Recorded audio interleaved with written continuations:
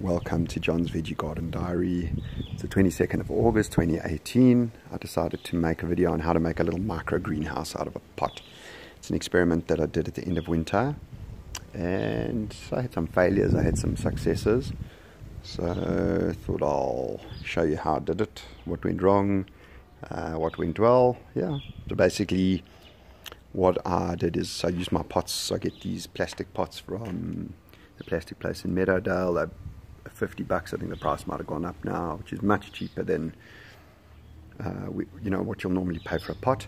Got some of this mesh, this like trellising from builders in Norwood, and just a little sprinkler in each one. Basically what I did is I think it was gem squash in there, butternut in here. It was a total disaster. They started growing nicely, then they got powdery mildew. I couldn't stop it, and they pegged very, very soon. I don't know if it was just from the greenhouse though. I think it was because I'd lost most of my crop to powdery mildew this year anyway. So obviously the soil wasn't sterile, but I don't think it helped putting them in a in a humid environment. It probably was a bit of a terrible idea. I might try it again next time, but with sterile soil, a sterile pot, and see if I can pull it off. But I don't know if it's a great idea. I also had some eggplant. I'm probably mixing up the pots, but had eggplant in one of them. It grew amazingly well. It got flowers. I think because of the bag it couldn't pollinate.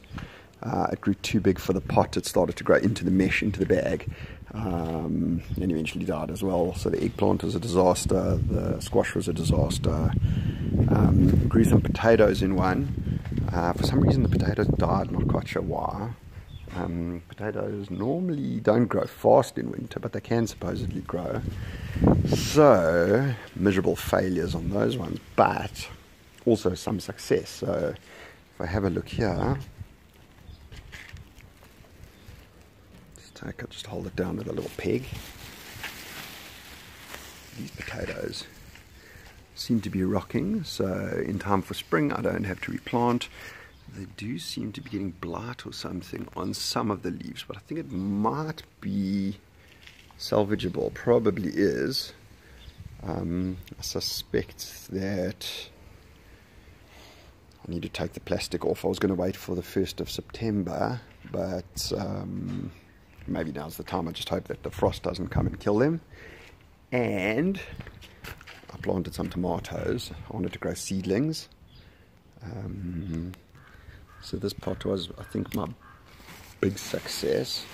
Basically, when I say I did no work for this, really no work. I mean, I barely looked at these things. I think I opened them once because there was some sort of flies infesting all of the bags, and I changed the bag. I mean, I have literally looked at these things twice, and wow. I mean, that is a massive success. So the funny thing is, I thought tomatoes wouldn't be the right thing for here. I think I put too many seeds. These seeds are the stock is, can't even see which ones these are. The hybrid tomatoes, I don't think you can see it in the video, the Star 909.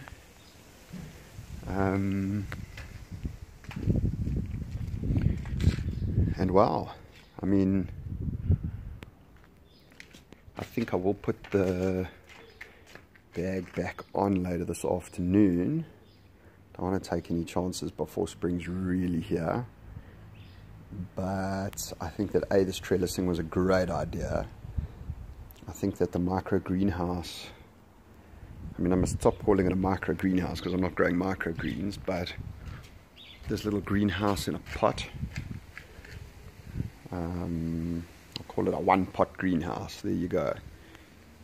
All I can say is potatoes definitely got a head start on the season, and the tomatoes, I've never been able to grow tomatoes in winter. I'm actually shocked. So there you go.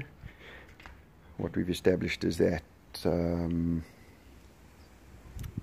things are not right for this system, but if you want to grow tomatoes in winter in a 1-pot greenhouse, then I can tell you that the Star 9009 hybrid tomatoes from Stark Ayres, however you say it, will grow amazingly well. Now I need to maybe just see how to take these things to the next level, and that's the story. Hope spring comes soon, and cheers.